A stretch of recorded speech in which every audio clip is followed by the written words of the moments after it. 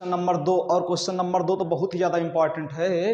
Under root 5 एक अपरिमेय संख्या है, इसको हमें प्रूव करना है और ये थोड़ा बड़ा क्वेश्चन भी है। आप ध्यान समझिएगा, चाहे अंडर रूट 5 आए, चाहे अंडर रूट 3 आए या अंडर रूट 7 आए, सारे क्वेश्चन एक ही तरीके से होते हैं। ठीक, बस उसमें लिखने की लैंग्वेज थोड़ा सा चेंज होती है। तो आइए देखते हैं किस प्रकार होते हैं। आप एक क्वेश्चन अगर अच्छे से समझ लेंगे तो इसमें जितने सारे क्वेश्चन हैं बड़े ही इजी तरीके से आप सॉल्व कर पाएंगे, कोई दिक्कत नहीं होगी जो। ठीक, तो आप सबसे पहले दिए गए क्वेश्चन को मान लेंगे कि यह एक परिमेय संख्या है। तो लिखेंगे माना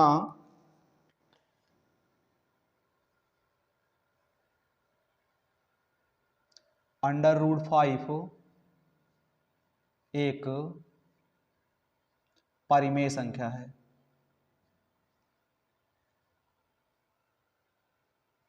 परिमेय संख्या है। प्राथमिक आप क्या होगा कि जो संख्या दी रहे उसको आप परिमेय संख्या मान लेंगे जो है। ठीक, फिर उस आप इसको परिमेय संख्या माने हैं तो इसे आप p बटे क्यू के रूप में लिख सकते हैं या तो a बटे b के रूप में लिख सकते हैं। तो इसे हम लिखेंगे कि under root 5 is equal to a बटे b। और ध्यान रखना चाहिए कि b इसमें b की वैल्यू 0 नहीं होनी चाहिए जो है, b का मान 0 नहीं होना चाहिए, b नॉट इक्वल टू 0। और ध्यान रहे a और b दोनों सह अभाज्य संख्याएं हैं। सह अभाज्य संख्याएं वे संख्याएं होती हैं जिनका HCF 1 होता है जो है। ठीक, तो ये चीज ध्यान दिए रहेंगे, लास्ट में इसका यूज हम करेंगे जो है। अब आप क्या करिए, इसको तिर्यक गुणा या फिर दोनों पक्षों का वर्क कर दीजिए। ठीक, क्या करिए, दोनों पक्षों का वर्क करने पर, यहां लिख दीजिए दोनों पक्षों का वर्क करने पर, दोनों पक्षों का वर्क करने पर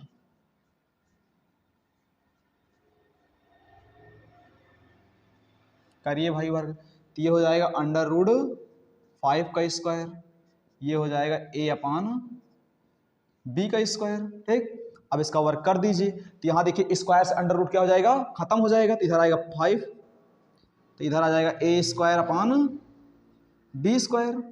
इसको आप इधर भेज दीजिए और 5 को इधर भेज दीजिए। तो क्या हो जाएगा, b square equal to a square upon 5। इसको यहाँ भेज दिया गया और 5 को इधर भेज दिया गया। ठीक, इतना करने के बाद इसी को आपको मान लेना समीकरण नंबर 1। ठीक, क्या मान लेना, समीकरण 1। और नीचे यहां पर लिखना है कि a स्क्वायर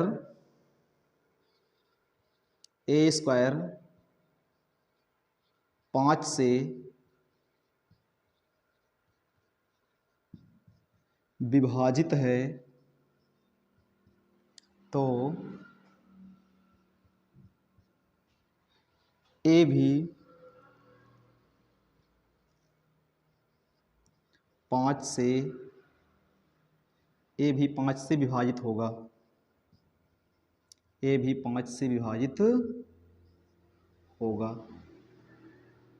आपको इतना लिख देना है। जब समीकरण 1 मिल जाए तो आपको एक यहाँ पर लाइन लिखना है कि a स्क्वायर 5 से विभाजित होगा, इसलिए a भी क्या हो जाएगा, 5 से विभाजित होगा। जब क्वेश्चन वहाँ चेंज होगा, जैसे यहाँ मान लीजिए अंडर रूट 3 आएगा तो यहाँ पे यही लिख देंगे अगले क्वेश्चन में। मान लीजिए अगर चेंज करके आया तो कि a स्क्वायर 3 से विभाजित है, इसलिए a भी 3 से विभाजित होगा। तो सारे क्वेश्चनों में आपको ऐसे ही करना है, ओनली यहाँ पर संख्याएं चेंज होकर आएंगी बस। ठीक, फिर उसके बाद में यहाँ पर आपको क्या करना है, देखिए आगे यहाँ पर आपको मान लेना है। लिखेंगे माना, क्या लिखेंगे, माना।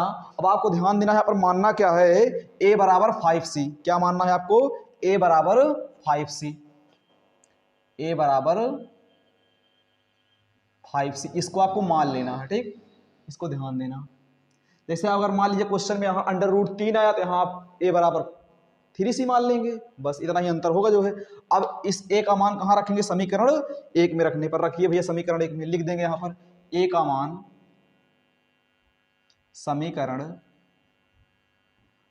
1 में रखने पर, 1 में रखने पर रखिए भाई समीकरण 1 में। तो लिखेंगे v स्क्वायर इक्वल टू, देखिए यहाँ a है तो a का मान कितना हमने मान लिया, 5c। तो यहाँ रख देंगे 5c का स्क्वायर, क्योंकि a के ऊपर क्या है, स्क्वायर है, अपान 5। इसको सॉल्व करिए तो b स्क्वायर इक्वल टू 5 का वर्क करेंगे तो आएगा 25 c स्क्वायर अपान 5। ठीक, अब देखिए यहाँ काट दीजिए, अगर कट रहा है तो काटिए इसको भाई जो है।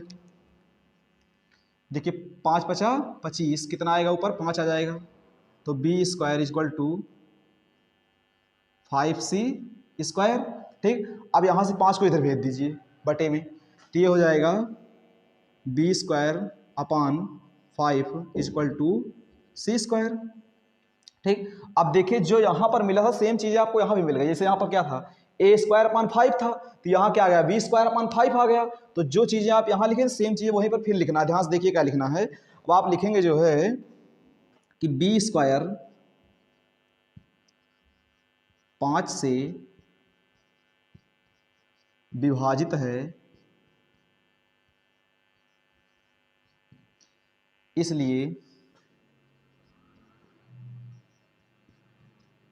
इसलिए बी भी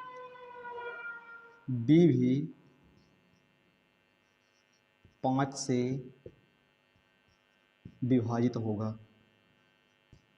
विभाजित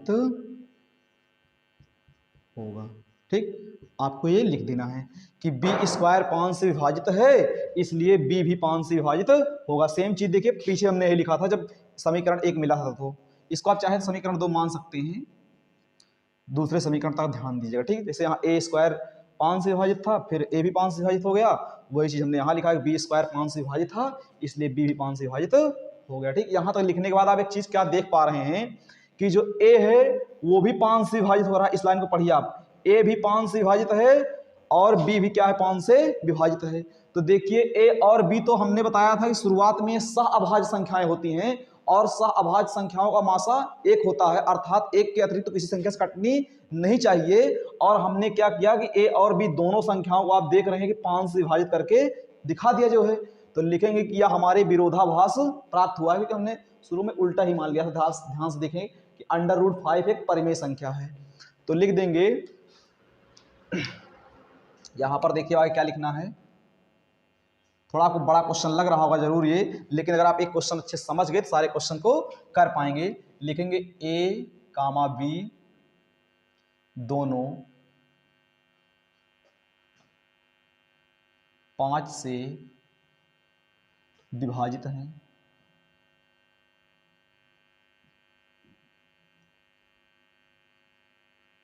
ए और बी दोनों 5 से विभाजित हैं, जो कि